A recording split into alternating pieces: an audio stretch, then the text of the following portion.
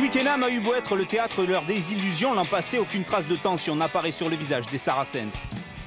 Celui des Clermontois affiche un tout autre aspect, mêlant impatience et détermination avant d'aborder une troisième demi-finale européenne d'affilée.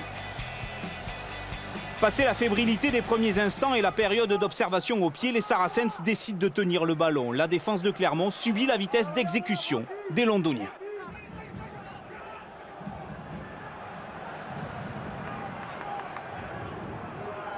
Voilà les premiers enchaînements de la part des Saracens avec Vunipola. Ouais, on a choisi de ne pas utiliser le pied parce qu'on était à proximité de la zone des 50 mètres. On voit les consignes de jeu. Retour intérieur, c'est bien fait. La première percée, avec peut-être le premier essai pour les Saracens. Le premier essai signé Ashton. L'ailier international anglais frappe une nouvelle fois un grand coup en signant son 10e essai européen cette saison. Après 8 minutes, les Saracens mènent 7-0. La réaction de Clermont est timide. Morgan Parra réduit l'écart sur pénalité 3 minutes plus tard, lorsque survient ce qui, a posteriori, apparaît comme le tournant du match. Le dégagement de Liburn est contré. Marcelo Bosch a suivi et monte au ballon comme Brock James. Nigel Owens fait appel à la vidéo pour savoir si l'Australien a volontairement sorti le ballon de l'aire de jeu. Selon lui, sur ce ralenti, la réponse est oui. Et la sanction tombe comme un coup de massue sur les têtes clermontoises. Carton jaune pour Brock James et essai de pénalité.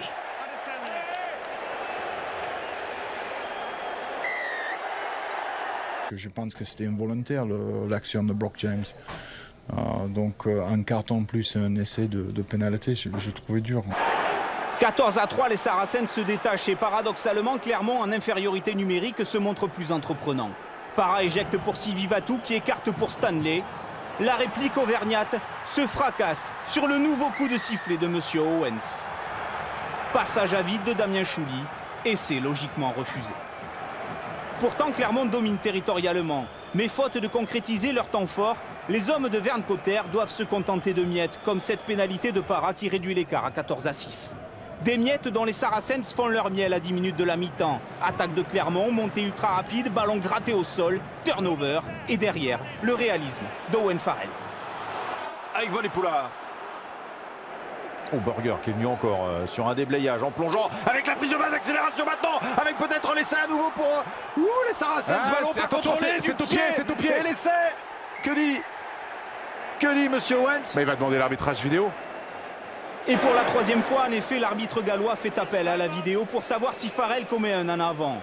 Au ralenti, c'est bien son genou qui propulse le ballon devant, donc pas d'en avant. Et troisième essai anglais, validé. Mais en y regardant de plus près, l'arbitre vidéo aurait pu aussi s'interroger sur la passe entre Good et Ashton au début de l'action.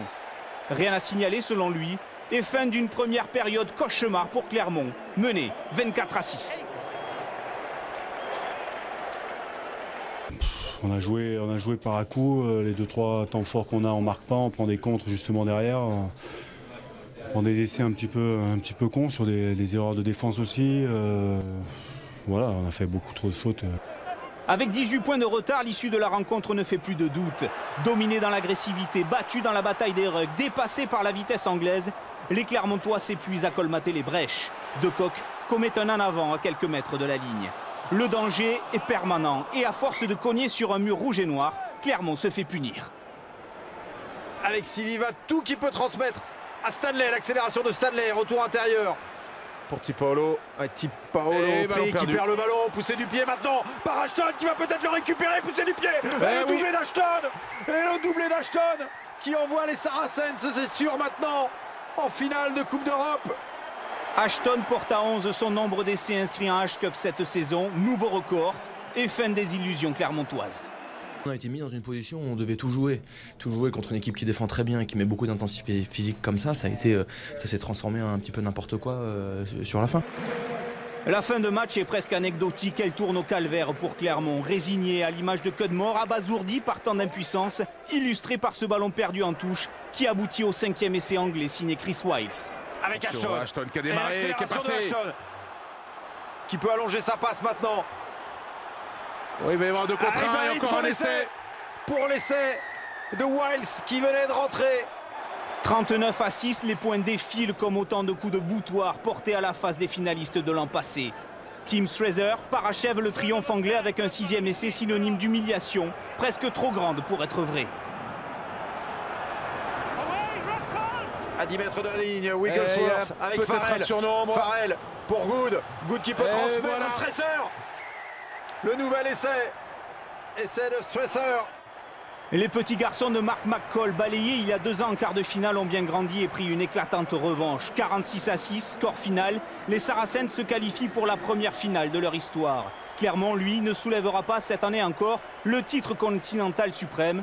Pas plus que Vern Cotter, dont l'histoire européenne avec l'ASM s'achève à Twickenham.